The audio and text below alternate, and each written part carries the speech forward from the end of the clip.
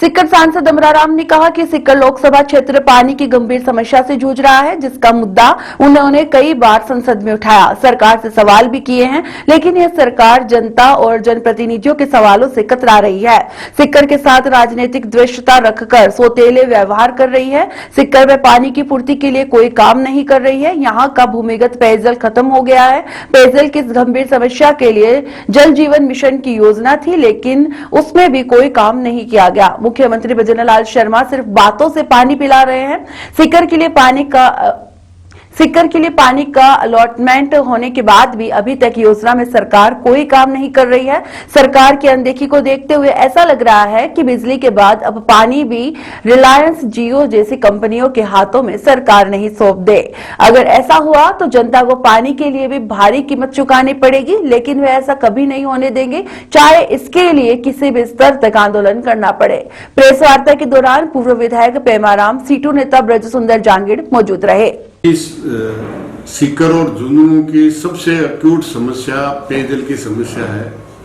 जो भूमिगत जल था करीब करीब समाप्त हो गया, कहीं बचा है तो पूरा नाइट्रेट और फ्लोराइड युक्त है, जिससे आधे से ज्यादा जल जनित बीमारियों का शिकार शेखावटी हो रहा है।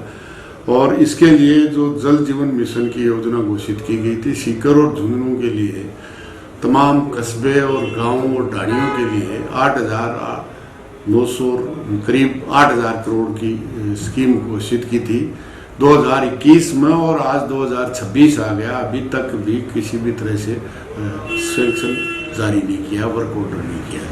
इसके लिए राजस्थान कैनाल से पानी भी मेरे लोकसभा में बार बार सवाल उठाने के बाद जल शक्ति मंत्री ने 24 अक्टूबर 2025 को पानी अलॉट कर दिया। लेकिन पानी अलॉट करने के बाद भी 6 महीने से ज्यादा समय बीतने के बाद भी राजस्थान की सरकार को पैसे की व्यवस्था अपने हिस्से का करके टेंडर करके वर्क ऑर्डर करना था, लेकिन केंद्र के पानी अलॉट के बाद हमारी भजनलाल सरकार केवल भजन गाती है।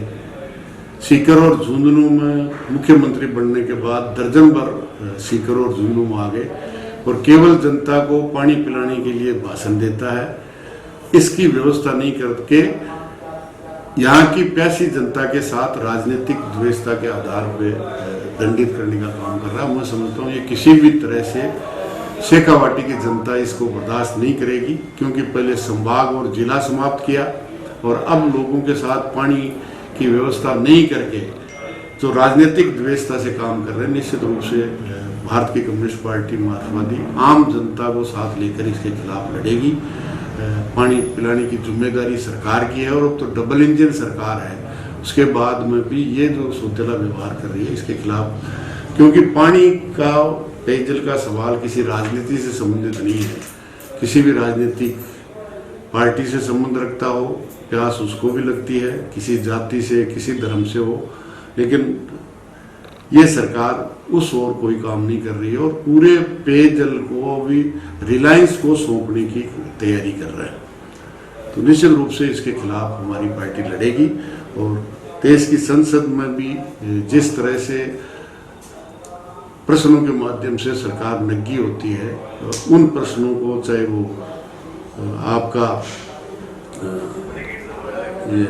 घुसपैठियों का सवाल हो, क्रूड ऑयल खरीदने का रूस से बंद करने का सवाल हो, इन सवालों को रिजेक्ट करती है और सवालों से कतराने का काम करती है। तो निश्चित रूप से ये सरकार जिस तरह से अमेरिकन साम्राज्यवाद के सामने नतमस्तक हुई है, जो एग्रीकल्चर और दूसरे समझौते किए हैं, $500 बिलियन का आयात होगा और हम जो सामान बेचते थे उस पर 18% वेट लगेगा, टैक्स लगेगा, और हमारे देश में अमेरिका का सामान आएगा वो 0 टैक्स होगा, जो 18 और 47% लगाते थे।